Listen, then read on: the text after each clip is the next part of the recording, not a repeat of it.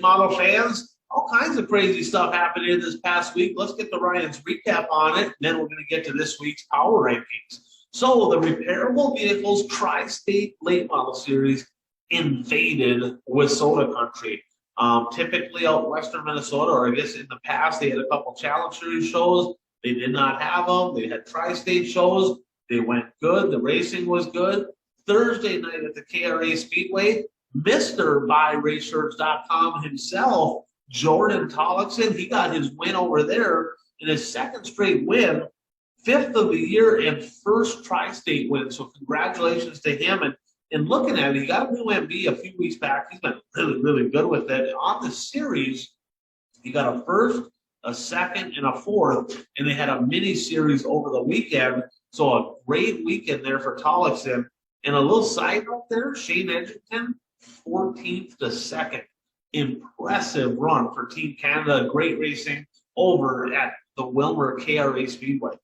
Friday at the Fiesta City Speedway in Montevideo, 4th Tri-State win of the season for the reigning series champ, Snowdrift Blair Northern. And on Saturday, they went to Madison. Nate Banoff, he got his first win overall of the 2021 season. So a great job by Mike and everybody involved with the Tri-State Late Model Series. Now let's talk a little NLRA late model action. They had them this past Saturday night at the Red River Valley Speedway in Fargo, West Fargo. And Mike Reseth called his shot. I talked to him last week. He says, Ryan, I'm telling you, they're just, that place races like Brisbane. I'm really confident there. I feel like I've got a really good shot to win that one. Well, he did by 8.5 seconds. He absolutely curb stomped them and just crushed them. He was bolted over there, and that closed the gap. He's literally 8 points away from Shane Edgington. He's nipping on his heels. One race left in the NLRA points. Now, the Halberline Speedway. First career feature win, Robbie Cooper. Congratulations. This guy's been doing it a long, long time. And he put the 7C in victory lane. Now, Mike Belfort called me up. He says, hey, I got second. I'm like, yeah, good job. He's like, Robbie Cooper won. And I'll be honest with you. Instantaneously, I'm like, man, he must have held him off or whatever. He killed him. Robbie Cooper put an absolute beat down on him. It was heavy. It was hammered down. And he put over a half a straightaway on him up there in Proctor. So not only a win, but a convincing win. So congratulations to him. A job well done. The Shawano Speedway. Well, we might as well call him Mr. Shawano. We're going to find out this Saturday. Nick Anveling continues to dominate up there. 8th to 1st.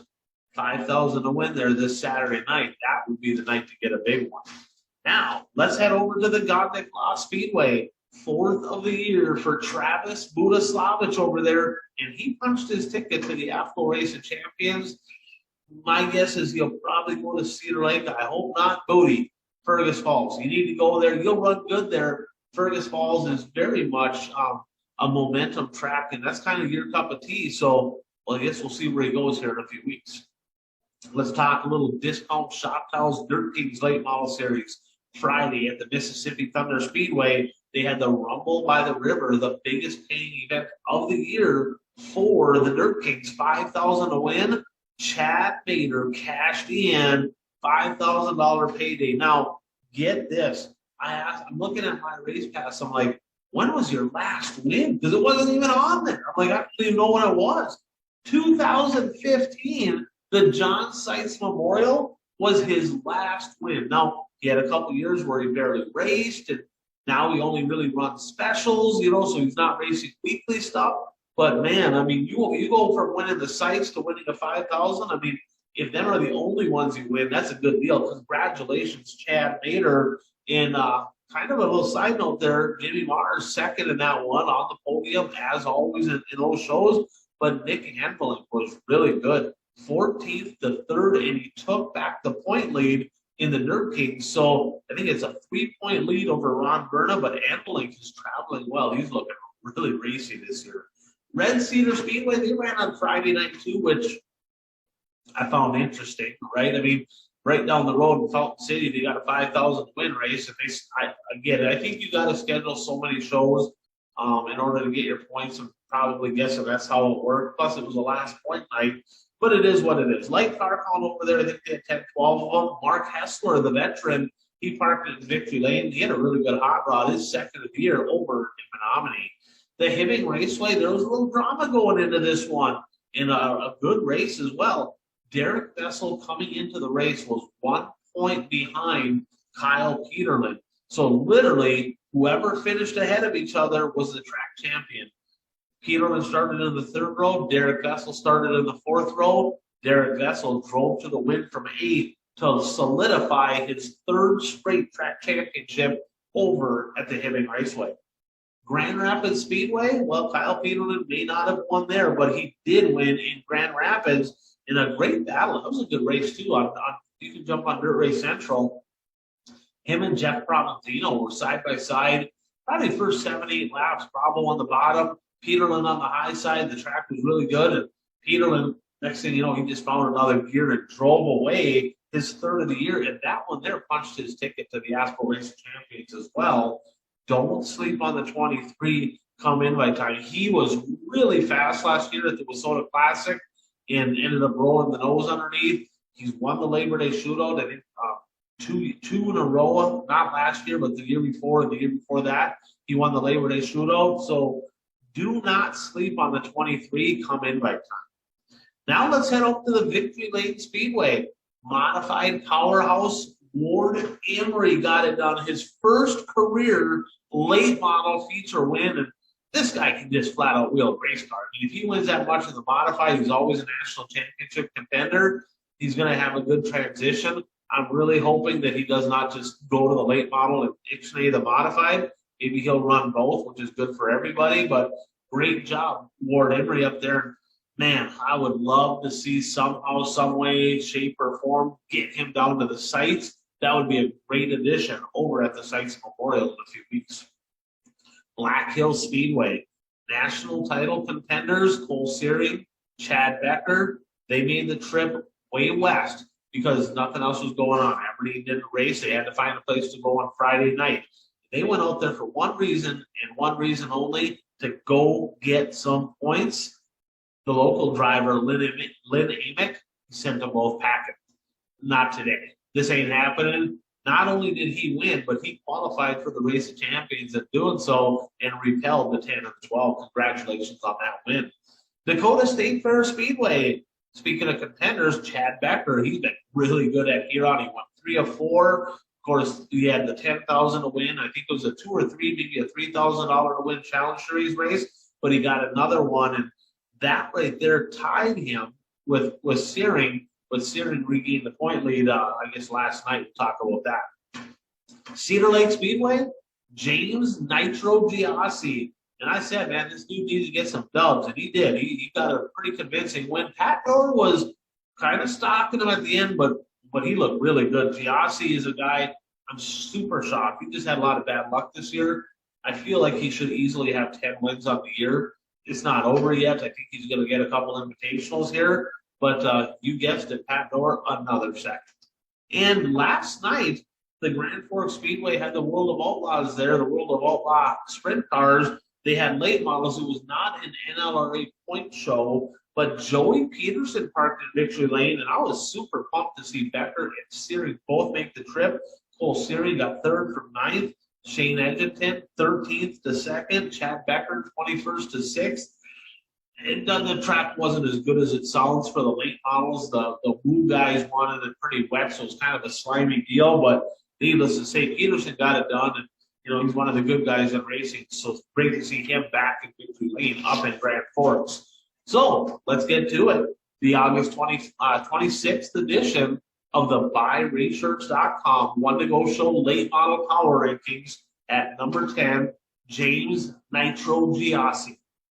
Like I said, you need some dubs. You got to get some dubs to get back up there. He doesn't have enough podiums, right?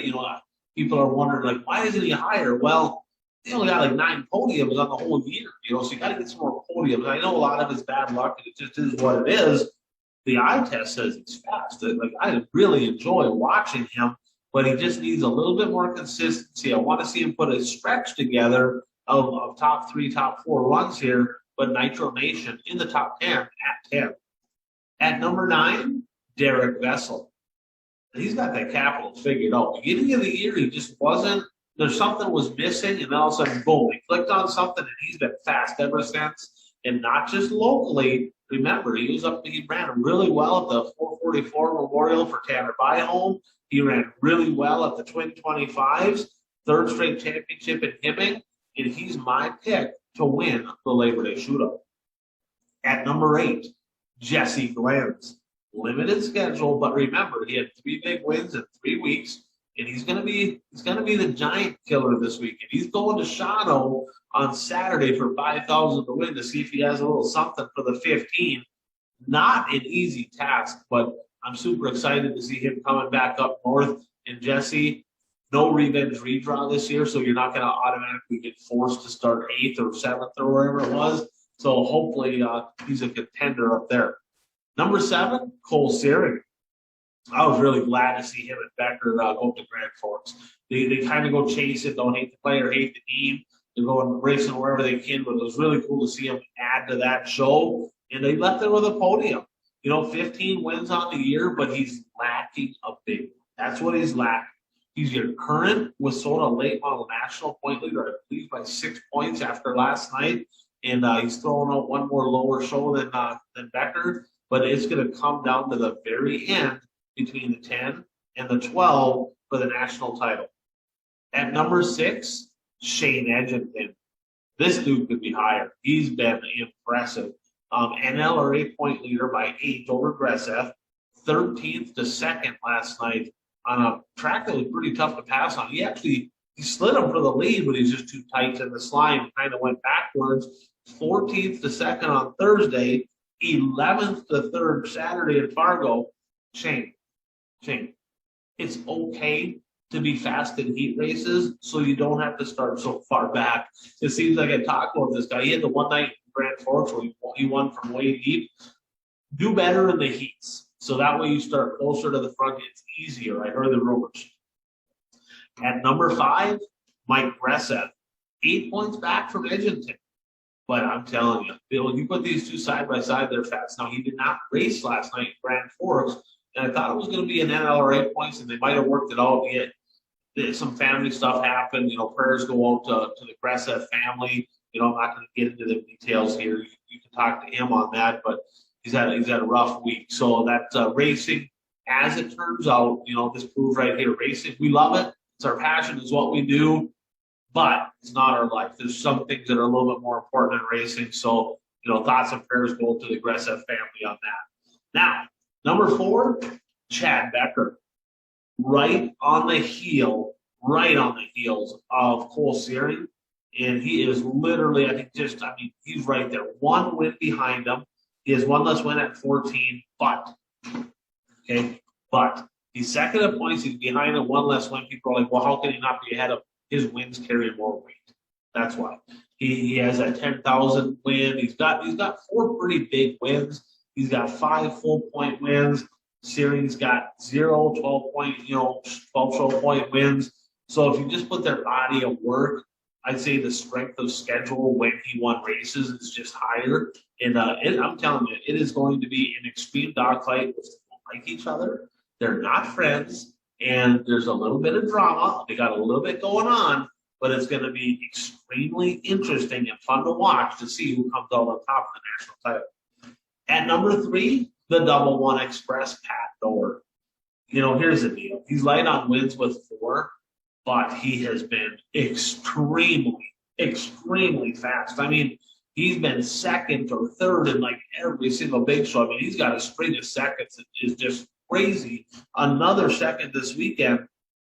Just remember, last year at invite time, from Labor Day weekend on, he had the most wins. He had 4 big invitationals. He doubled up at the Labor Day Shootout. He won the Russ Larson Classic at the Northern Nationals at the Gondik Glass Speedway in Superior. He won the Fall Classic at Ogilvie. I'm telling you, don't sleep on Doerr come invite time. He is going to be lights out fast the rest of the year. And at number 2, Nick Anvilink. #Bolton. I mean, I'm impressed. The discount shop cows Dirt Kings point leader by 3 points.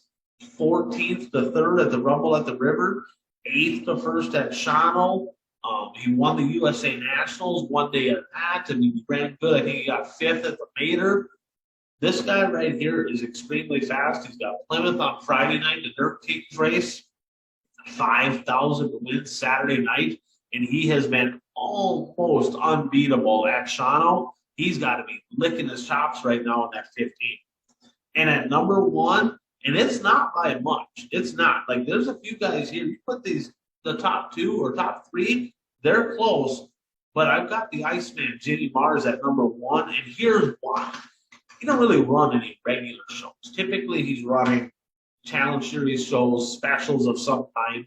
So when he's racing, it's more often than not against a higher level of competition, right? You know, he got another 2nd this weekend at the Rumble at the River at the Mississippi Thunder Speedway. You know, he's light on wins. He doesn't have a ton of wins, but like I said, he's always on the podium at these shows. Now, these top 3, I think, are just a notch above everybody else. But until proven otherwise, the August 26th edition of the BuyRaceShirts.com One to Go Show late model power rankings, Jimmy Mars at number 1.